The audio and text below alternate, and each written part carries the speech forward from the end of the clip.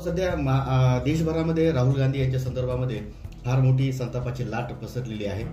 त्यांनी परदेशात जाऊन जे आरक्षणाच्या संदर्भात जे स्टेटमेंट केलेलं आहे त्या संदर्भात महाराष्ट्रातही त्याचे पडसाद पडलेत आणि परभणीतही मोठ्या प्रमाणामध्ये आंदोलन होत आहेत. राहुल गांधींच्या फोटोला प्रतिमेला जोडे मारण्याचं काम सध्या फक्त संविधानाचा जय जयकार नुसतं करून आरक्षण बदलण्याची भूमिका ही दुपट्टी वाटते का? काय प्रतिक्रिया तुमची? राहुल गांधीचा जो त्यांच्यावर पगडा आहे तो पाश्चिमात्य देशाचा आणि पाश्चिमात्य देशामध्ये तशी फारशी आवश्यकता नाही आरक्षणाची. आणि त्यामुळे मला वाटतं तिने तसं स्टेटमेंट केलं. परंतु भारताची आणि महाराष्ट्राची परिस्थिती फार वेगळी आहे. आपल्याकडं जवळजवळ 350-400च्या जवळजवळ विविध जाती आहेत आणि अजून सुद्धा बऱ्याचशा जाती या जंगलामध्ये राहतात. उदाहरणार्थ गोंड असेल आणि या लोकांचा आणि आतापर्यंत समाजाचा असा फारसा संबंध येत नाही. पारधी आहे, गोंड आहे, बंजारा आहे आणि मग ही जी मागासवर्गीय जे लोक आहेत जर आरक्षण रद्द केलं तर यांचा फार मोठा अन्याय होऊ शकतो. आता प्रश्न कसा राहिला की आरक्षणामध्ये काही सुधारणा केली तर चालतील. कारण काय होते नेमकं जे शहरामध्ये जे सुशिक्षित झालेला वर्ग आहे तो मग वेगवेगळ्या कॅटेगरीचा असो, तो वेगवेगळ्या जातीचा असू शकतो ज्यांना आरक्षण आहे, तेच त्याचा उपयोग डबल करतात. त्याच्यात थोडी सुधारणा झाली तर चालते. परंतु आरक्षण कॅन्सल करावं अशी परिस्थिती आज भारताची किंवा महाराष्ट्राची नाही आतापर्यंत राहिलेली. आणि त्याचा उद्रेक आपण पाहतोय महाराष्ट्रात. तर भाजपचे तुम्ही ज्येष्ठ नेता आहात, काय तुमची भूमिका असणार आहे इथून पुढे काँग्रेसच्या संदर्भातली? राहुल गांधीचं वक्तव्य हे राजकीय वक्तव्य आहे. निवडणुका डोळ्यासमोर ठेवून काही गोष्टी केल्या? हा, निश्चितपणे निवडणुका डोळ्यासमोरच पूर्ण करून गेले. मला काय विचारायचं की तुम्हाला ज्यावेळेस लक्षात येतं की बा हा विरोध असं करून भाजपला विरोध करून चालणार नाही, मग मागच्या ज्या विधानसभेच्या लोकसभेमध्ये तुम्ही स्टंट केले, मंदिरामध्ये गेले, तिथं पूजा केली, मग हे कशासाठी केलं? मग जर तुम्ही स्वतः जर मानत नाही तर मग करायची गरज नव्हती तुम्हाला. म्हणजे हे सगळा राजकीय खेळ आहे, फारसं काही भाष्य करण्याचं कारण नाही. येत्या 5 ऑक्टोबरला अशी दाट शक्यता आहे की आचारसंहिता लागण्याची शक्यता आहे दाट. तर आपण भारतीय जनता पार्टीचा एक चेहरा आणि सर्वसामान्यांच्या मनावरती आपला एक फार मोठा काय म्हणतात त्याला एक विश्वासार्ह चेहरा आहात तुम्ही सगळ्यांचा. आपण इच्छुक आहोत का भाऊ? आणि नेमकी आपली रणनीती कशी असणार आहे जर आपल्याला भाजपा किंवा महायुतीच्या सरकारने जर आपल्याला तिकीट दिलं तर आपण कशा पद्धतीने ह्या निवडणुकीला सामोरं जाणार आहात? आपली स्ट्रॅटेजी काय असणार आहे? येणारे जे विधानसभा निवडणूक आहेत त्याच्यामध्ये परभणी विधानसभेतून मी इच्छुक आहे आमदारची निवडणूक लढवण्यासाठी. होते काय की परभणी विधानसभेमध्ये सर्व जातीची जी संख्या आहे वेगळी, ती बऱ्याच जातीची जवळजवळ सारखी आहे. विधानसभेमध्ये निवडणूक लढण्यास 2024 मी इच्छुक आहे. नेमकं होतंय काय की या विधानसभेमध्ये मुस्लिम, मराठा, ब्राह्मण असे 3-4 वर्ग फार मोठ्या प्रमाणात आहे. धनगर समाज सुद्धा मोठ्या प्रमाणात आहे. आणि कोणत्याही एका समाजाला धरून ही निवडणूक लढवली जाणं शक्य नाही. परभणी विधानसभा महत्वाची. त्यासाठी समाजाला सगळ्या घेऊन चालणारा व्यक्तित्व या मतदारसंघात पाहिजे. मग तो कोणता कॅन्डिडेट असो, भाजपचा असो, काँग्रेसचा असो, तो जनसामान्याला चालणारा पाहिजे आणि सगळ्या धर्माला घेऊन चालणारा पाहिजे. तर माझ्या बाबतीत मी सांगू इच्छिते की मी पहिल्यापासून सोशल वर्किंगमध्ये आहे हं. आणि राष्ट्रवादीने काँग्रेसमध्ये काम केलं असल्यामुळं मोठा अनुभव आहे. मला सगळे समाज हम्म, हम्म. अटॅच आहे. सर्व धर्मातले कार्यकर्ते सर्व तुमच्याशी जोडलेले आहेत. म्हणजे मग ते इव्हन मुस्लिम असो बौद्ध असो हे सगळेच माझ्याबरोबर जन्म म्हणजे अटॅच आहे आणि त्याचा फार मोठा फायदा मला या विधानसभेमध्ये होऊ शकतो. भाजपची फार मोठ्या प्रमाणात वोटिंग आहे. जवळजवळ 45-50 हजार शहरामध्ये वोटिंग आहे. ती पक्की आहे. आम्हाला काही फार जास्त त्याला त्रास घ्यायची गरज नाही. हं. तशी वोटिंग आतापर्यंत निवडून येणाऱ्या शिवसेनेच्या उमेदवाराकडे आता राहिलेली नाही. भाऊ, मागच्या 25-30 वर्षापासून इतिहास जर पाहिला तर भारतीय जनता पार्टी आणि शिवसेनेची जी युती होती तर त्या युतीमध्ये परभणी जिल्ह्याला सातत्यानं खासदार आणि आमदार देण्याचं शिवसेनेच्या माध्यमातून झालं, पण BJPच्या सहकार्यामुळे झालं. भारतीय जनता पार्टीच्या जो काही एक मतदार आहे, फिक्स मतदार जो आहे, त्यांनी मतदान केल्यामुळं आणि शिवसेनेची सीट लागत गेली, पण भाजपला काही मिळालं नाही. इतक्या वर्षात भाजपला सीट नाही भेटली विधानसभेची. जवळजवळ 4 ते 5 टर्म पासून इथं भाजपच्या आणि शिवसेनेची युती होती आणि इतरची जागा हमेशा शिवसेनेला सुटत गेली. त्यामुळं भाजपच्या कार्यकर्त्यावर अन्याय झाला आणि मी तर म्हणतो त्याच्या पुढे जाऊन भाजपच्या वोटरवर अन्याय झाला. कारण ज्या विश्वासानं शिवसेनेला वोटिंग केली भाजपच्या कार्यकर्त्यांनी तो विश्वास संपादन ते नेते करू शकले नाही आणि आतापर्यंत सुद्धा इतका तीव्र वोटरचा फार मोठा नाराजी आहे आणि ती नाराजी या इलेक्शनमध्ये निघू शकते. त्यामुळं जर पक्ष भाजप वाढवायचा असेल परभणी जिल्ह्यामध्ये तर परभणीची जागा ही भाजपला द्यायला पाहिजे या मताचं मी स्पष्ट आहे. केंद्र आणि राज्य सरकारच्या भाजप अंतर्गत खूप काही योजना राबवल्या जात आहेत. तळागाळातील लोकांपर्यंत पोहोचण्यासाठी आपल्यासारखे ज्येष्ठ नेते प्रयत्न करत आहेत, परंतु खऱ्या अर्थानं लोकांपर्यंत या योजना तशा गेल्यात का? आज भाजपला त्या विधानसभेमध्ये येणारा तसा फायदा होईल का वाटते का? निश्चितपणे लोकसभेची निवडणूक ही वेगळ्या पद्धतीने झाली. त्यामध्ये आमच्या भाजपच्या पक्षाकडून काही गोष्टी आम्ही ते पूर्ण करू शकलो नाहीत आणि त्याचा फायदा विरोधकांनी घेतला. इव्हन म्हणजे आम्ही 400 पारची जी घोषणा केली त्याला त्यांनी असा विरोध केला की बाबा हे संविधान बदललं आणि त्याच्यामुळे नेगेटिव्ह सेट केला. ते निगेटिव्हचा परिणाम झाला. आणि दुसरं मुस्लिम समाजात या विरोधकांनी मुस्लिम समाजाला असं केलं की तुम्हाला सगळ्या देशाच्या बाहेर काढून देणार आणि त्याचा सुद्धा मोठा प्रमाणात. तर हे सगळं पाहता ही जी स्ट्रॅटेजी आहे विरोधकाची विधानसभेत चालत नाही. तर विधान परिषदेच्या ज्या विधानसभेच्या ज्या निवडणुका आहेत त्या स्टेट वाईड आहेत. त्याच्यामध्ये संविधान हे बाहेर काढून देणं हे जे प्रकारे यांनी केले विरोधकांनी ती त्यांची चालणार नाही. आणि महत्वाचं म्हणजे कसं झालं की ज्या योजना आता चालू त्या योजनेमध्ये आज मितीला थोडाफार जो नाराज होता शेतकरी वर्ग त्यांना सुद्धा खुश करण्याचं काम भाजपने केलं. तर आतापर्यंत माझा अनुभव आहे की या 6 महिन्यामध्ये जो प्रत्येक शेतकऱ्याला प्रत्येकाच्या खात्यावर जवळजवळ 1 लाख रुपयाच्या आसपास अमाऊंट पडेल की ज्याच्यातून सुद्धा उत्पन्न येणार नाही तितकं उत्पन्न त्याच्या अकाउंटला पडेल. याबद्दल कोणत्याही सरकारनं मदत केलेली नाही, अजिबात म्हणजे कोणत्याच सरकारने केलेली नाही. भाऊ, एक महत्त्वाचा प्रश्न आहे आता की महायुती सरकार जेव्हापासून सुरू झाले तेव्हापासून मंत्रिमंडळ विस्तार झाला नाही, महामंडळाला भेटलं नाही असं म्हणण्यात येते की नाराजगी भरपूर आहे. आणि त्यातल्या त्यात परभणी जिल्हा आपला जो आहे आतापर्यंत मंत्रिपद तसं भेटलं नाही.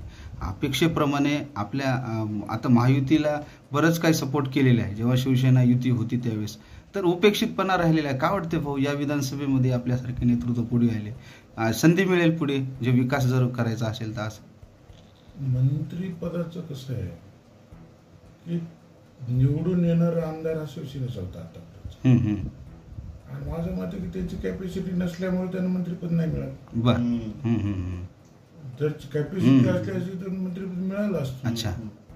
तितकं वजन त्यांचं सरकार दरबारी नाही होतं आणि तितकं काम पण नव्हतं. आणि मंत्री आता सुरेश वरपुडकर यांना मंत्रिपद मिळालं होतं, अच्छा. हो. हो पण तो जनाधाराच्या आधारावर हो हो जनाधाराच्या. जनतेने मागणी केली. हा. सत्य स्वीकारावं लागेल. हा, जनतेने मागणी केली म्हणून ते मंत्रिपद मिळालं. तसं जनतेनं कधी या लोकांची मागणीच केली नाही ना. अच्छा. आणि कसं आहे की मंत्रिपद पूर्ण जिल्ह्याच्या मागणीनुसार होत असतं. बर. एकट्या आमदाराच्या मागणीनुसार थोडंच होतं. अच्छा. ती कॅपॅसिटी आमदारामध्ये किंवा खासदारमध्ये नव्हती म्हणून ते मंत्रिपद मिळालं नाही. आणि ते मिळालं असतं. भाऊ, डीपीटीसी अंतर्गत अनेक भानगडी चालल्यात, वाद होत आहेत, सगळे जिल्हाभर जिल्हाभर चर्चेचा विषय चर्चा आहे. डीपीटीसी संदर्भात जे बजेट होतं ते काय वाटतं भाऊ, की कोण लोकप्रतिनिधी कारणीभूत आहेत, कोण कारणीभूत आहेत, प्रशासन कारणीभूत आहेत? याच्यामध्ये कसं आहे की प्रत्येक वेळेस तुम्ही विरोधी पक्षवाले जाऊन कोर्टात जातात हम्म. आणि त्याच्यावर स्टे ऑर्डर. अच्छा. व ही स्टे ऑर्डर का आणतात? हम्म. कारण यांनी त्या कामाचे ॲडव्हान्स पैसे जे काही त्यांची टक्केवारी आहे ती घेतलेली, हम्म. आणि ती घेतल्यामुळं ते त्यांना ते फंड्स तितके अवेलेबल होत नाहीत म्हणून हे कोर्टात जातात. हम्म. जर तुम्ही स्वच्छ असल्या असता तर तुम्ही कोर्टात गेलेच नसतं. अच्छा. जे काही फंड्स गव्हर्नमेंटने दिले त्याचं वितरण आतापर्यंत कोण कामं झाले असते, कामं झाली असते. पण ते तुम्हाला करायचंच नाही आहे. तुम्हाला सरकारला बदनाम करायचं, भाजपला बदनाम करण्यासाठी हा प्रयत्न, युतीच्या सरकारला बदनाम करण्याचा प्रयत्न आहे. आणि मग आताचे पालकमंत्री अतिशय चांगले आहेत. हम्म. त्यांनी स्वच्छ सगळ्याला सगळं दिलेलं होतं, हम्म. पण तरी पण तुम्ही ते ऐकत नाही, तुम्ही विरोधात असतात. भाऊ ह्यामुळे जर तुम्ही टक्केवारीवर राहत असता तर विकास होत नाही. हम्म. विकास होण्यासाठी जे मन पाहिजे किंवा तो तुमचा स्वभाव पाहिजे. मग ते रोडची अडवणूक असो, कामाची अडवणूक असो, हे सगळं विचित्र चाललेलं आहे. भाऊ, फक्त रोडचे उद्घाटन होऊन नारळ फुटले गेले. मी आपल्याला सांगू इच्छितो, स्वतः गडकरी साहेबांनी ज्यावेळेस परभणीमध्ये कार्यक्रम आला त्यावेळेस सुद्धा सांगितले की महाराष्ट्रामध्ये सगळ्यात अडवणूक होत असेल तर ती परभणी. आणि ते कोणी अडवित असेल त्यांनी नावं नाही सांगितले, बर. पण ते लोकांना समजले कोण आहे ते, आणि ते सगळे अच्छा. विरोधी पक्षाचे होते. हम्म. आणि त्यांनी स्टेट सांगितले याच्या पुढे जर तुम्ही अडवला तर आम्ही तुम्हाला म्हणजे याचा अर्थ भाऊ, आपल्या परभणीच्या विकासाला विरोधक जबाबदार आहेत का असं म्हणतात? विरोधकच जबाबदार आहे. बरं. तुम्ही पहा, वसमतराव आता कम्प्लीट झाला, 10 वर्ष होऊ शकत नाही की वसमतराव कम्प्लीट. अच्छा.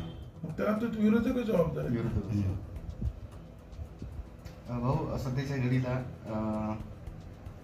परभणी विधानसभा मत जवळपास महाराष्ट्रच धरा, ओबीसी आणि मराठा जो वाद उफाळलेला आहे. पण आम्ही जसं लहानपणापासून तुम्हाला पाहतोय, ओबीसी समाज सुद्धा आपल्याला फार मोठ्या प्रमाणात जोडलेला आहे.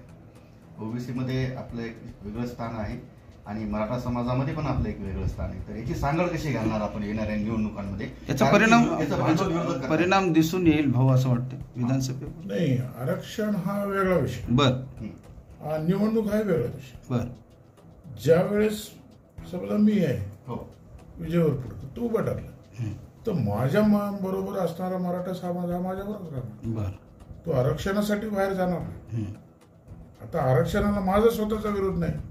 परभणी जिल्ह्यामध्ये सगळ्यात मराठा आरक्षणासाठी मी प्रयत्न केले. पण भाऊ, जरांगे पाटील आता विधानसभेसाठी सुद्धा उमेदवार देण्याच्या तयारीत आहे, ह्याचा काही परिणाम नाही? अच्छा. त्यांनी जे उमेदवार लोकसभेला उभे केले त्यांना किती मतदान झालं ते पाहा ना तुम्ही. त्यांची डिपॉझिट गेली. अच्छा. मी पहिलाच तुम्हाला सांगितलेलं आहे की हा वेगवेगळा प्रकार आहे, निवडणूक हा वेगळा प्रकार आहे आणि आरक्षण हा वेगळा. भाऊ, माझा प्रश्न असा होता की तुम्ही याची सांगड कशी घालणार आहात?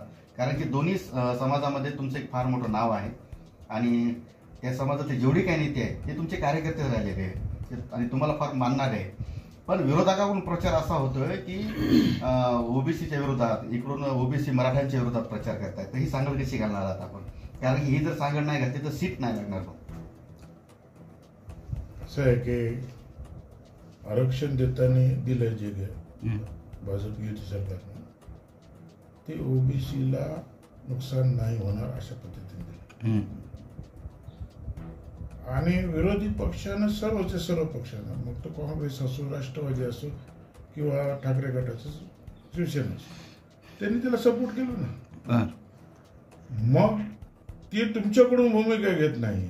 अच्छा. तर मग जरांगे पाटलाचं जे वक्तव्य आहे की भाजपलाच विरोध करणं, थोडंफार मला वाटतं चुकीचं वाटतं. गेला पाडायचे त्याला पाडा असं काय म्हणले होते. हा म्हणजे तुम्ही त्यांच्याकडनं ज्यांना निवडून आणणार त्यांच्याकडून हमी घ्या ना. अच्छा. त्यांच्याकडून हमी न घेता जर तुम्ही सत्तेतल्या पक्षालाच दिवसत असताल अच्छा ते चुकीचं वाटतं. विधानसभेमध्ये फार मोठ्या प्रमाणात शेतीचे वर्ग आहे, शेतकरी वर्ग आहे. आणि शेतकरी वर्गामध्ये सगळ्यात मोठे 2-3 प्रॉब्लेम आहेत.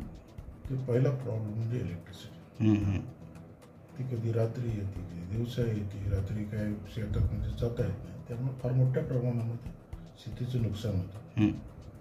समजा माझ्यासारख्याला किंवा मला तिकीट मिळालं, जनतेनं मला निवडून दिली, तर निश्चितपणे प्रत्येक गावाला जी दिवसा लागणारी वीज आहे ती आम्ही सोलार यंत्रणेतून करून देणार. अच्छा. पहिलं माझं बर. आणि ती दिवसा मिळेल.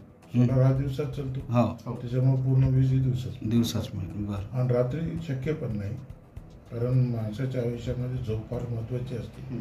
रात्र जर तुम्ही शेतात काम केलं तर ते आजारी पडतात. कित्येकांना जीव पण गमावा लागलाय भाऊ. रात्री अपरात्री सर्पदंश होतात, करंटच लागतो. जी जी. तर त्या पद्धतीनं आपण पहिले हे काम करू. सोलारचं प्रत्येक गावाला जितकं लागतं त्या कॅपॅसिटी सोलार तिथे निर्मिती करता येते आणि त्या दृष्टिकोनातून भाजपाचं फार मोठ्या प्रमाणात प्रयत्न चालू. बर. दुसरं जे आहे ते पाण्याची व्यवस्था. फार मोठा भाग परभणीमध्ये जायकवाडी खाली आणि जायकवाडीमध्ये पाणी जर ओव्हरफ्लो झालं तरच येतं. आमच्याकडे जी डॅमची कॅपॅसिटीच्या तिप्पट डॅम वरती बनलेले आहे पश्चिम महाराष्ट्र. नाही बनवून देते नाही, अजून तर 5 पट बनवून द्या, पण जे हक्काचं पाणी जायकवाडीला ते दिलं गेलं पाहिजे. आणि ते या स्वयंपापासून म्हणजे जवळजवळ 30-35 वर्षापासून जायकवाडी झाली त्यावेळेस फक्त आणि फक्त फडणवीस साहेबांनाच बळजबरी ते पाणी सोडायला लावलं जायकवाडी. तर ही भूमिका भाजपची राहील आणि भाजपची संपूर्ण नेत्यांची आणि कार्यकर्त्याची राहील की मराठवाड्याचं किंवा मराठवाड्याचं पाणी हे मराठवाड्याला घेतलं. भाऊ ह्याच्यात अजून तरुण इथले रोजगारासाठी बाहेर पुणे मुंबईला जातात, तोही रोजगाराचा प्रश्न तेही मिटला पाहिजे. स्थलांतर वाढलं. मुंबई पुण्याला जाऊन काम मिळावं म्हणून, हाताला 4 पैशाचं काम मिळावं म्हणून इथून परभणी सोडून चाललेत लोक. जी. नोकरीसाठी सरकारी नोकऱ्या ह्या फार कमी असतात. जी.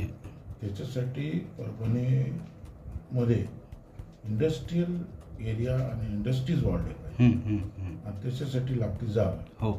ती जागा बऱ्याच वर्षापूर्वी पूर्ण झालेली आहे, त्याचे सक्सेस झाले, पण काही नेत्यामुळं ती जागा अडवली जाते. ती ब्राह्मणगाव परिसरातली ती जागा जर 500 ते 600 एकर तिथं काहीच पिकत नाही. ती जागा न पिकता सुद्धा ती इंडस्ट्रीला चांगली असल्यामुळं आणि परभणीपासून फक्त 7 ते 8 किलोमीटरवर असते, तर ती अतिशय महत्वाचं आहे. तो प्रोजेक्ट जर तिथं पूर्ण झाला यासाठी आपण बाहेर बिलकुल त्यासाठी मी स्वतः प्रयत्न करेल आणि बाहेरच्या इंडस्ट्रीज मग आपल्याकडे येतात. कारण आपला डी झोन आहे, डी झोन असल्यामुळे इथलची सबसिडी फार मोठी आहे आणि इथं अटी फार कमी आहेत. अटी कमी असल्यामुळे आणि डी झोन असल्यामुळे लगेच आणि पण त्यासाठी लागणारी जागा यावेळेला पहिल्या सुरू करणं लागेल. ती जर झाली तर निश्चितपणे फार मोठ्या प्रमाणामध्ये इथल्या तरुणांना परभणी शहरातल्या आणि जिल्ह्यातल्या लोकांना नोकऱ्या मिळू शकतात. नटराज रंगमंदिराच्या माध्यमातून सुद्धा आपण महाराष्ट्रभरातल्या कलाकारांना इथं वाव दिला, संधी दिली. मागच्या अनेक वर्षापासून नटराज रंगमंदिर बंद आहे, पण नवीन जे नाट्यगृह आहे ते सुद्धा त्याचं काम वर्षभरापासून बंद आहे. बसस्टँड 5 ते 6 वर्ष झालं त्याचं काम संत गतीनं सुरू आहे. परभणीकरांना असंख्य अडचणींचा सामना करावा लागतोय. नेमक्या कोणामुळं आणि कोणाच्या वादामुळे नटराजही होत नाही, नाट्यगृहही होत नाही आणि बसस्टँडचं कामही अपूर्ण राहिलेलं आहे, संत गतीने चालू आहे. या संदर्भात तुम्ही काय बोलणार आहात? मी मागच्या वेळेस एक वेळ सांगितलं होतं की जो आमदार असतो ज्या विधानसभेचा त्या विधानसभेचे कामं आणणं किंवा त्याची प्रगती करणं हे त्या आमदारावर. मग बसस्टँड असो किंवा नाट्यगृह असो, जुनं नाट्यगृह इतकं नटराज सुंदर होतं, त्याची रिपेरिंग नाही, नवीन नाट्याचं काम नाही. अशा परिस्थितीमध्ये जे कल्चर असतं, संस्कृती असते, तिचा ऱ्हास या परभणी जिल्ह्यामध्ये होत आहे. आणि आमदारांना जर तुम्हाला फक्त पैसा पैसा पैसा, मग तो वेगवेगळ्या दृष्टिकोन तुम्हाला मिळत असेल आणि या सगळ्या गोष्टीकडे जर लक्ष नसेल तर ही गोष्टी होणारच. त्याच्यासाठी तो माणूस जो आमदार आहे तो समाजामध्ये राहिलेला किंवा समाजाला टच असलेला माणूस आमदार असेल तर या सगळ्या सांस्कृतिक बाबी होऊ शकतात. आणि तर मग हा बिझनेस पैशाचा चालूच आहे, तो चालू राहणार. मग म्हणजे परभणीचा थांबलेला विकास निश्चित आपण जर परभणी विधानसभेतून भाजपकडून आलात आणि निवडून आलात तर या अपेक्षा पूर्ण होतील. निश्चितपणे पहिल्यापासून दोन्ही नाट्यगृह, बर, नटराजचं रिपेरिंग आणि नवीन नाट्यगृहाचं उभारीकरण, अच्छा, हे निश्चितपणे तुम्हाला 1 वर्षाच्या आत दिसेल. हा चर्चेचा विषय परभणीचा जवळभर महाराष्ट्रभर गाजलाय. आयुक्त बदलले, नवीन आयुक्त आले. आता महानगरपालिकेची परिस्थिती बदलेल का? कारण की मागच्या 3 वर्षापासून प्रशासक लावलेला आहे आणि आजच सकाळी संजय राऊत असं म्हणले की 3-3, 4-4 वर्षापासून महाराष्ट्रातल्या नगरपालिकांवर प्रशासक नेमून फार मोठी लूट करण्याचं काम भारतीय जनता पार्टी करत आहे, असा त्यांचा आरोप आहे. शेवटचा प्रश्न आहे, आणि आपल्या परभणीमध्येही मागच्या 3 वर्षापासून प्रशासक लावलेला आहे. निवडणुका महानगरपालिकेच्या होत नाहीत आणि जे नगरसेवक आहेत, जे माजी नगरसेवक आहेत, कार्यकर्त्यांना सांभाळून हैराण परेशान आहेत. काय सांगाल त्यांना आश्वस्त करण्यासाठी? कारण की तुमच्या परिस्थिती कशी आहे, प्रशासक आहे 3 वर्षापासून. हे काय भाजपच्या काळातच झालं असं नाही. काँग्रेसच्या काळात ते 5-5 वर्ष प्रशासक होते. परिस्थिती कोविड नंतर, दुष्काळानंतर, अतिवृष्टीमुळे इलेक्शन लांबत गेले आणि ते लांबत गेल्यामुळं हे मोठे परिणाम या प्रशासनावर झाले आणि मग ह्या इलेक्शन लांब गेले. आता बरीचशी सुधारणा झाली, हे इलेक्शन चालू झालेले आहेत, लोकसभेचं झालं, विधानसभेचं उभारलेलं आहे आणि त्याच्यानंतर लगेच नगरपालिकेचं इलेक्शन होते, त्याबरोबर जिल्हा परिषद आणि पंचायत समितीचं. पण हे सगळं करत असताना जो प्रशासक आहे परभणीमध्ये यायलाच कोणी तयार होत आणि मग जो आला तो पहिल्याच भ्रष्टाचार करतो. अच्छा, गुत्तेदारांना पोचण्याचं काम केलं त्यांनी. आतापर्यंत तुम्हाला माहित आहे की ज्या दिवशी या प्रशासकाची बदली झाली त्या दिवशी 3 घंटे 4 घंटे नुसते सह्या करायचंच काम होतं, फक्त गुत्तेदाराच्या पाहिलं. शेवटी कर्मचाऱ्यांनी आणि जनतेने जाऊन त्यांना बाहेर काढलं आणि त्या बाहेर निघत नव्हत्या, त्यांचे गार्ड अडवत होते तर पोलिसांनी त्यांना बाहेर काढलं. स्वतः पोलीस डिपार्टमेंट तिथं गेलं त्यांना बाहेर काढलं. एवढी घाणेरडी परिस्थिती जर परभणीची होत असेल, अच्छा, तर हा विचार करण्यासारखी गोष्ट आहे. 3 वर्ष काय केलं तुम्ही? फक्त गुत्तेदाराला समज, नोकराच्या पगार नाही, सफाई कर्मचाऱ्याचा पगार नाही, 6-6 महिने पगार नाही, शहराची बकाल अवस्था, फंड्स आले, बळजबरी फंड्स वसूल केले तुम्ही. मग हे गेले कुठं? कोट्यवधी रुपये तुम्ही फक्त ना फक्त गुत्तेदाराला दिले आणि गुत्तेदार कुठलंच काम करायला तयार. टॅक्स जो वसूल होतो महानगरपालिकेचा, हा कुठं जातो म्हणून विकास करताना काय दिसत नाही? मग कसं आहे की नगरपालिकेला गव्हर्नमेंटचा पैसा मिळतो, महानगरपालिकेला गव्हर्नमेंटचा फंड्स नाही. महानगरपालिकेला फंड स्वतःचे तयार करायला लागतात. तरी पण आता आम्ही स्वतःची बैठक घेऊन आम्ही मुख्यमंत्र्याकडे त्याची विचारणा केली की ठीक आहे, कमीत कमी नोकरीचे जे पगार आहेत त्याच्यात आपण 2.5 कोटीने मायनस आहे, त्याचे कमीत कमी पैसे आम्हाला द्या म्हणून आणि ती मुख्यमंत्र्यांनी आणि उपमुख्यमंत्र्यांनी ती मान्यता दिली. या पुढील काळामध्ये ते फंड्स आपल्याला आवडले. यावेळेस महापालिकेवर भाजपचा झेंडा दिसेल, फडकेल, त्या दृष्टिकोनातून आपण उमेदवार देणार आहात का? रणनीती काय असणार? शेवटचा प्रश्न, भविष्यात महानगरपालिका जर म्हणजे परभणी शहर सुधारायचं असेल तर ते फक्त भाजप सुरू शकतो. अच्छा, दुसरा कुठलाही पक्ष सुरू शकतो आणि त्या पद्धतीनं जर आम्ही त्याचे काम चालू केलेलं आहे आणि आमचा भाजपचा झेंडा महानगरपालिका फडकवणार निश्चितपणे. आणि सुंदर शहर परभणीतल्या सगळ्या ज्या प्रॉब्लेम्स आहेत त्या आम्ही मिटवणार एवढी. मग तेव्हा म्हणता येईल ते ब्रीदवाक्य जगात जर्मनी आणि भारतात परभणी, ज्यावेळेस सुंदर शहर होईल तुमच्या माध्यमातून. जगात जर्मनी आणि भारतात परभणी ब्रीदवाक्य आहे आपल्या परभणीचं. निश्चित विकास करून अशी सुद्धा परभणी आहे हे आपण दाखवणार आहोत. जगात जर्मनी आणि भारतात परभणी. जी. परभणी एक असं शहर आहे की ज्याला सांस्कृतिक वारसा आहे. जितके काही महाराज झालेले मोठमोठे असो, रामदास स्वामी असो, मोतीराम महाराज असो, आपले नरसीचे नामदेव महाराज असो, गंगाखेडच्या संत बायनाबाई असो, जे आपण नावं घेता घेता कमी पडून इतके. आणि आज भारताच्या सर्व जागी रामदास स्वामी आणि नामदेव महाराजांनी तर कीर्ती पूर्ण भारतभर आहे, भारताच्या बाहेर सुद्धा गेली. अशी ही जागा आहे, संतांची भूमी, पुण्यभूमी, सत्ताची भूमी आहे. मोतीराम महाराजांचा मारुतीराम महाराज असो. आणि या भूमीमध्ये वैचारिक पातळीबरोबर सर्व समाजाला घेऊन चालणारा हा वर्ग आहे. तिथं जातपात पाहिल्या जातात आणि सगळ्या धर्माला कीर्तनात असो सगळ्याला मिळतात. मग अशा परिस्थितीमध्ये परभणीचे हाल का व्हावे? परभणीचे जे हाल झाले ते बाहेरचे लोक येऊन इथं आमदार खासदार झाले. आणि हे बाहेरचे लोकांना काही घेणं देणंच नाही, हे सगळे कमर्शियल. मग पहिल्या जे निवडून आलेला गंगाखेडचा आमदार असो की आता हे शेवटचे परभणीचे आमदार असो, हे सगळे बाहेर. आणि यामुळे ही परिस्थिती झाली. जर लोक ज्या मातीत आपण जन्मतो त्याला त्याची जाणीव असते, ज्या मातीत जन्मालाच नाही त्याला त्याची काय जाणीव. आणि त्याच्यामुळे हा परिणाम व्हायला लागला. निश्चितपणे याच्यामध्ये बदल करत असा.